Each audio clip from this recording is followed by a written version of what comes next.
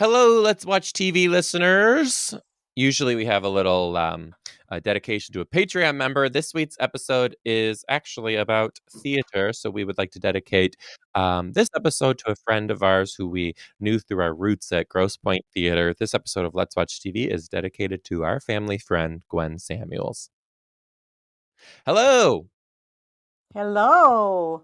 How are you? I'm good. I loved this one. Love this one. You guys, this week we watched Come From Away. It's a Broadway musical. Funny how this happened. You know, sometimes we take suggestions from the Patreon fans. Usually. This week I had a friend who didn't have a use for his tickets anymore because Come From Away, the national tour, is in Seattle right now. And he was like, do you want my tickets? And I really knew like nothing about the show. And then I went and was obsessed. And then it happens to be the Broadway show is on Apple TV. So I had you watched it and Right. you liked it. Loved it. And here we are. Watched it with Dad, who also loved it. Come With Away was a Broadway show. Is it Come With Away or is it called Come From Away? Come From Away, sorry. It's also a book. It's also a book which I bought. You did buy the book? I did. I bought the book. I bet it's got fascinating details in that, actually. Give them the plot. Joe, do you have any updates first before we get into this? Yeah. I'm going on tour. You may have heard that before this episode. I'm pretty sure.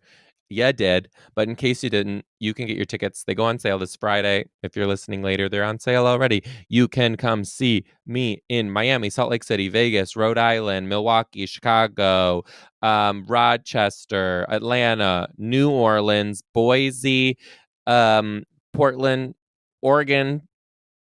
Did I say Boston, Charlotte, Appleton, Fort Wayne, Louisville? Nope. Just get tickets at Mr.D times3.com. Good. Could be fun. So give them the synopsis of the show, Mom. It's really deep, you guys. Just so you know, it's deep. It's deep, but it's also heartwarming. The Come From Away is a Broadway show filmed live on Broadway.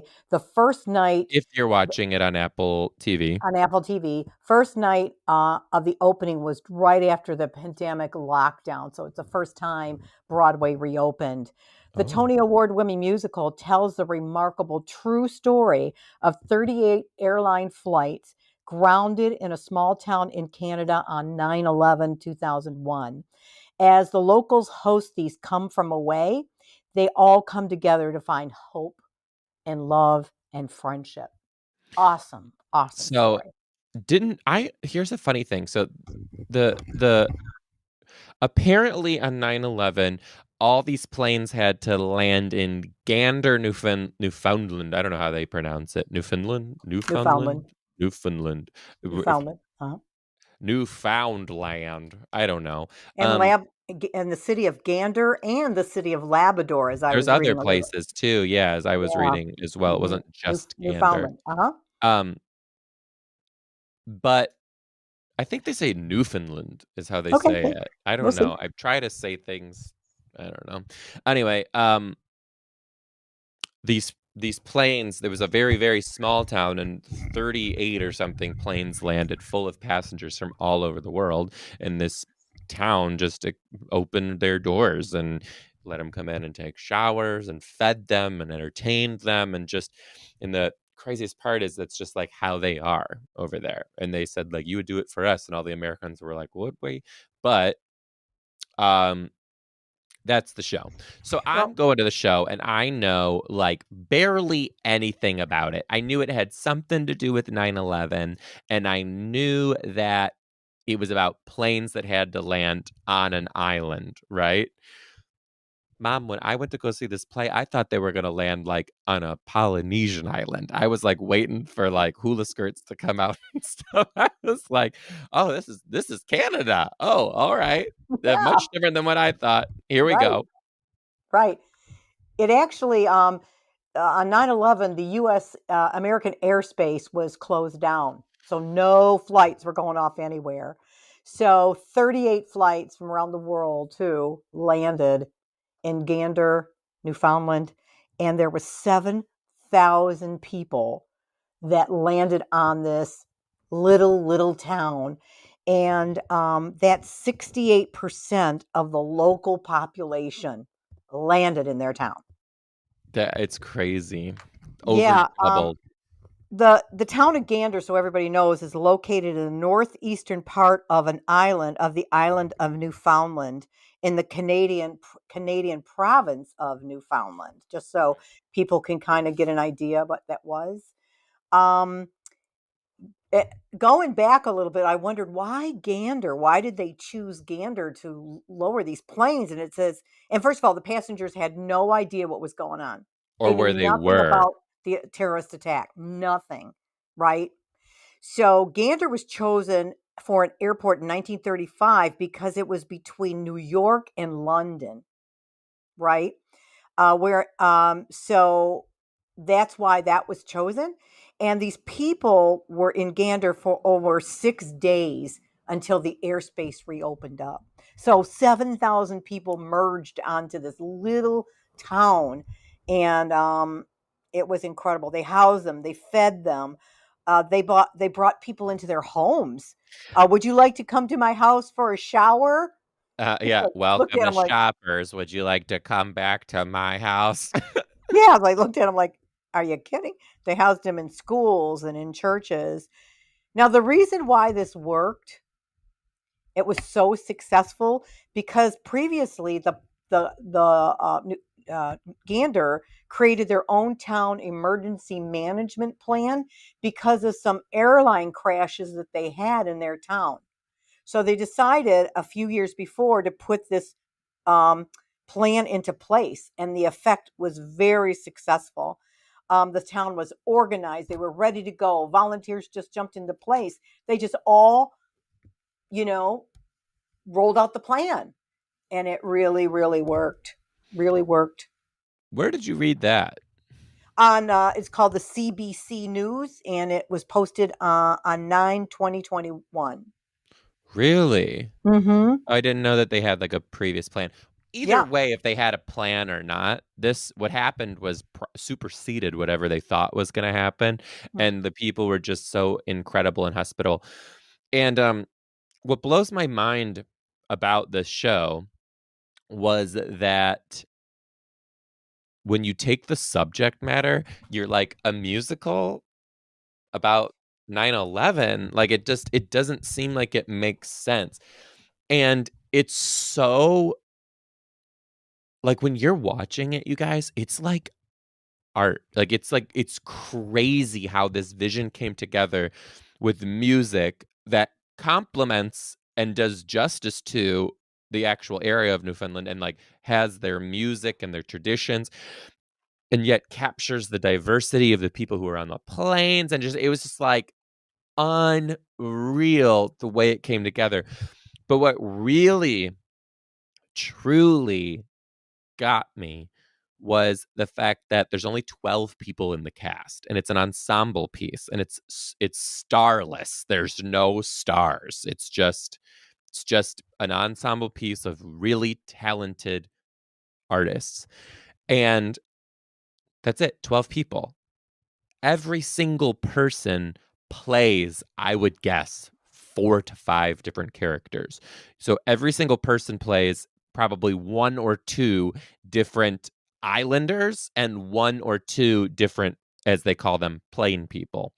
Um, which is fascinating because I was sitting in the seats, Mom, and I was watching it, and there was a scene where it was like just islanders, and I was sitting in my seat wondering, "Oh, I wonder what the people who play the passengers, I wonder what they're doing backstage." And I was like, "No, they're not backstage.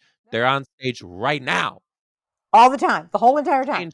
They change their accent, their expression, the way they move their face, the way they move their body to become these different people in fractions of seconds. It's unbelievable. And they created the transitions with very simple costuming, like they would put on a hat, that's it, or they would put on a jacket, that's it.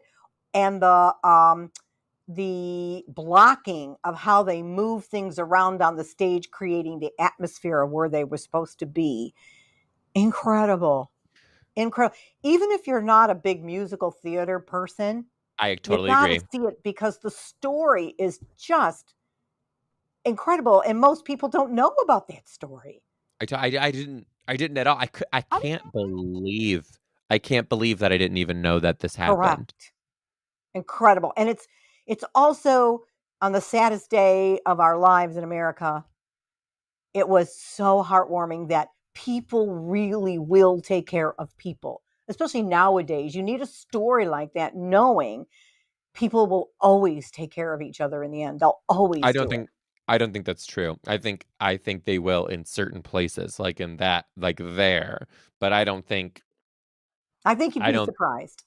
I I think think you'd I'd be be surprised. I I think give I'd be humanity I give humanity more of a positive reinforcement because I do believe that most people really are good and small majorities of groups of people are a pain in the ass. But yeah. anyway, I really do believe that people will come together for sure. Yeah, I think I don't know. It depends where it was. But the other thing that I thought about too is Gander was one place where planes were diverted, right? You don't hear stories about the planes that were landing in all these other cities. Exactly. Just Exactly. And you one of don't. the things I learned too on this CBC news piece was on top of all the preparedness I talked about, because you see things happening in America. You see things happening here and nobody's ever prepared. Are you kidding me? Why not? There's so many things that happen. Why aren't we better prepared? But anyway, on top of all the preparedness, the Y2K scare back in when the year two, Yes. was going to happen, the Y2K scare prepared the Gander Airport to park dozens of planes at once without a hitch. So when Huh. 9/11 happened, the air traffic controllers didn't even have to put out the plan because it was still fresh in their head. And they Wow. landed 38 airplanes. Boom, boom, boom, boom, boom. I have According to the some Y2K plan. That's amazing. Now, Amazing. now the play itself was unbelievable. I started thinking about how could these people actually like put this concept into action to become a show. And apparently the two people who wrote it along with other producers and things, they did a few trips to Gander at the reunion because 10 years after this happened, a lot of the plane people went back to Gander for a reunion, and it Right. was amazing. And they were just interviewing. And what they did is they took like central themes and they put it together to like make through lines and make storylines of like what had happened. So they're like every story that they heard that had to deal with love, they like put all together. Oh, And then like every story that they heard that had to do with animals. So they kind of like had an antidote to kind of like put these different pieces that happened together. And I thought that one of the most amazing pieces too is that there was a bonobo chimp that was yes. pregnant that was in one of the planes that had a lost she lost her baby obviously because she was under such immense stress, but she had a baby later, and that baby currently lives at the Columbus Zoo, and they named Wow. him Gander. Wow. Isn't Yeah, that there was something? a woman who was taking care of, she was a pet She was the caretaker. ASPCA woman on the island. Right, and she was getting all the pets out of the cages in the airplanes and feeding them and making sure they needed to go where they needed to go. It was just when you don't think of those things, Yeah, there's but they thought of they everything. thought They of were everything, absolutely everything. It was incredible, It was the incredible attention to story. detail that they did. One of the other things that I found. Okay, so one of the most amazing characters. No lead in this show, you guys. Okay, no lead, but there's one person who is significantly highlighted. One of the only solos in the show belong to a character named Beverly Bass, who is the captain of one of the airlines that was going from Paris to Dallas, and ended up in Gander. And Beverly Bass, you find out in real life, was one of the first ever female captains for American Airlines. She was one of the first pilots to ever fly like this huge jumbo jet or whatever. And she Right? ended up being the first ever female pilot to completely be control of an all-female crew later on in life and all these big accomplishments. And when she was on that flight, she was actually an instructor. She was instructing people how to fly that plane. So anyway, Incredible. so they're interviewing when they go to Gander, they start interviewing the real Beverly Bass, right? And they're interviewing her and she's like, what network does this go on? And like she didn't really get it. And then she said years later, Beverly Bass got an email with a picture of like somebody dressed as a pilot. And she was like, I think that person's playing me in the musical. It's a musical. And then they invited all the real people who are in the show. They invited them back to watch a performance of the show, right? Which, by the way, guess where some of the first previews of Come From Away were? It was before London. So it started in Toronto at the University of Toronto, right? It And was it the was a university's student right. production. And then Right. it expanded a little bit to do something serious with it. And it was at the La Jolla Playhouse. And when they took it on their first previews, it was in Seattle. Yes, I read that. It I was in did read that. Seattle. So they invite them out to come see the show or whatever, and all the real characters are there. And the real Beverly Bass spots the actress Jen Colella, and they're talking to each other.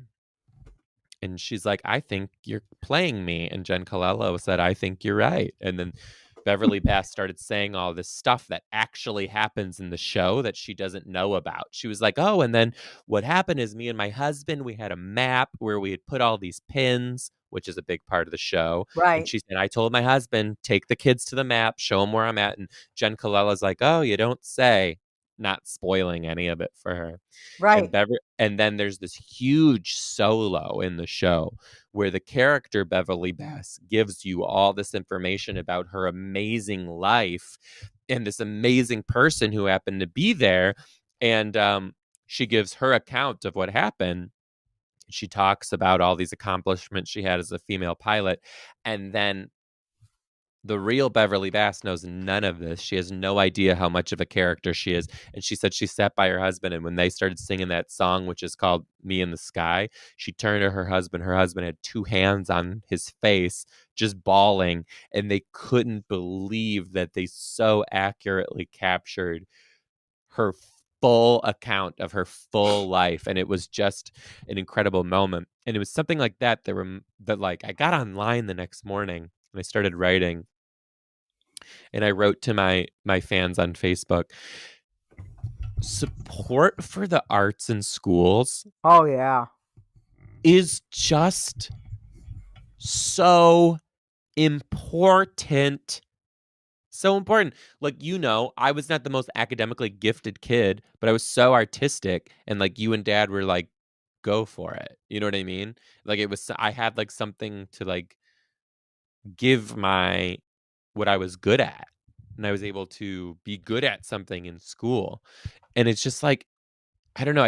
It crushes me every time I hear another story about how the arts are being slashed in schools. It's just so sad. It's not fair. No, and creativity is needed in so many areas of life and professions. You can take that creativity on stage. You can take those creative thoughts and bring it. You don't have to be an actor. You don't have to be a stage. You can be on the stage, work in those programs, and take it. Take that creativity and unleash it in whatever profession you're in. And it's just you've got to be. It's amazing because I think kids in programs, drama programs, and academic programs are kind of looked down on a little bit. Hmm. There's so much genius on that stage. So much So genius. much genius. So It's just honestly like it's incredible. It's it's gorgeous. incredible. I just think I think about all those kids who don't even know about theater, who could be so good at it. And it's just the way like art comes together to tell a story. And It's to have a unbelievable. place. I think if you Yep. have a creative kid, let them run with it. Let them. Let Let them run them. with it. It'll be amazing. I And have we had one. one of those. Oh, did we have one of those? Did you see the set? The set was so simple. Just chairs and tables. Chairs and tables. And they turned them into everything, and you believed they were in a plane.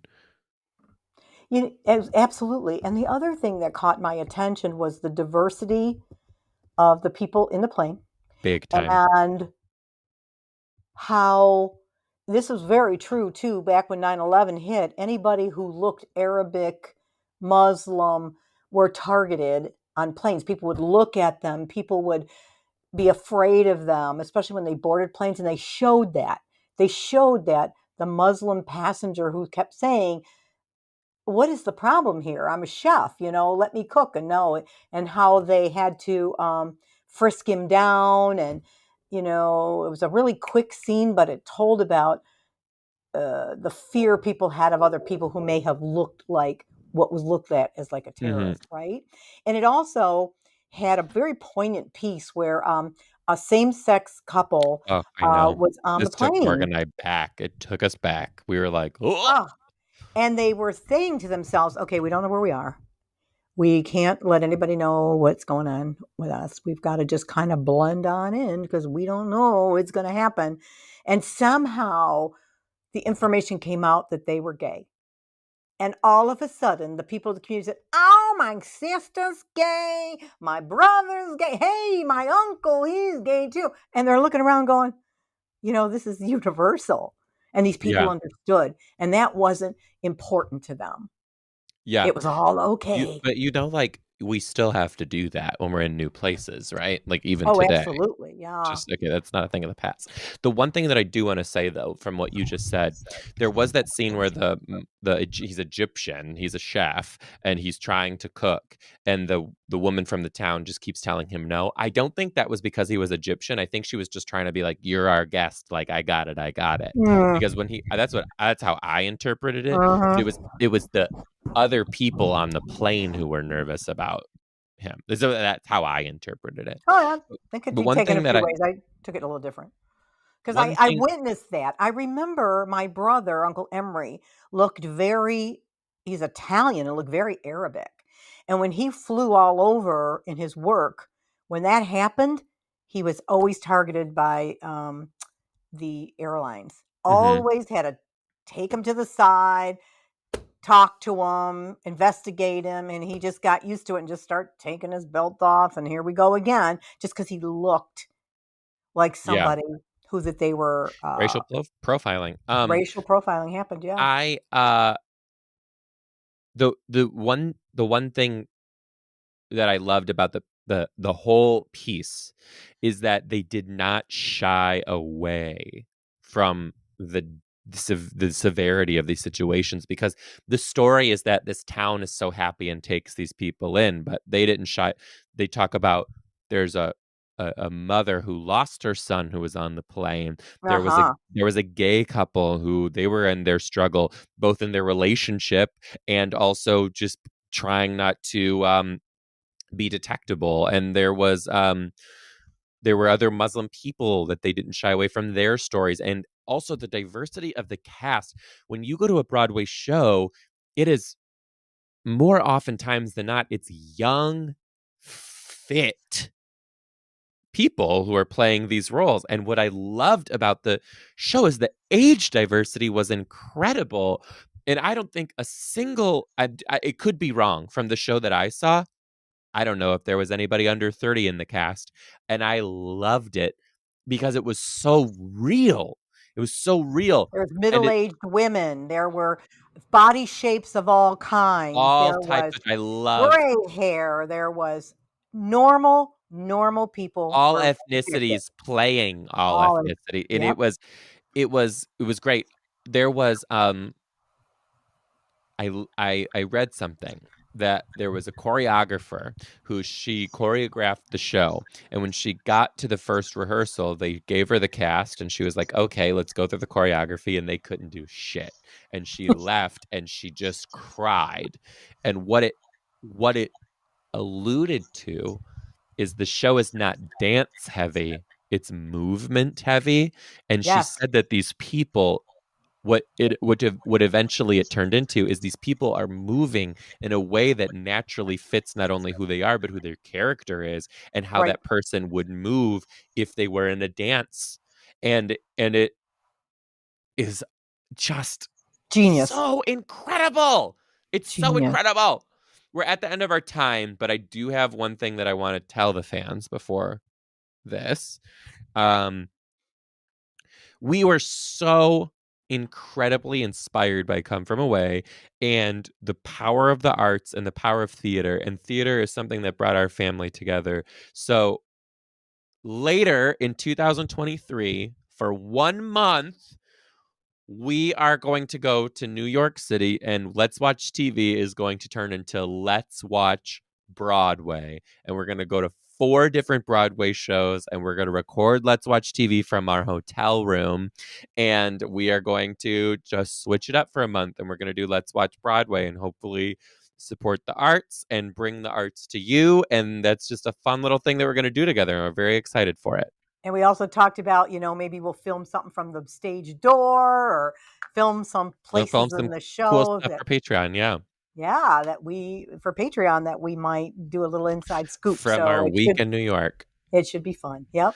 Should be We fun. do, but this podcast is not possible without the continued support of our Patreon members. Right. Patreon is what keeps the podcast going, and every episode is dedicated to different Patreon fans.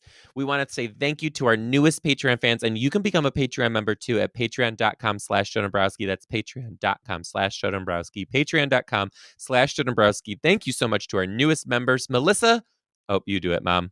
Melissa Krim. Miranda Ronnie. Melissa Martin.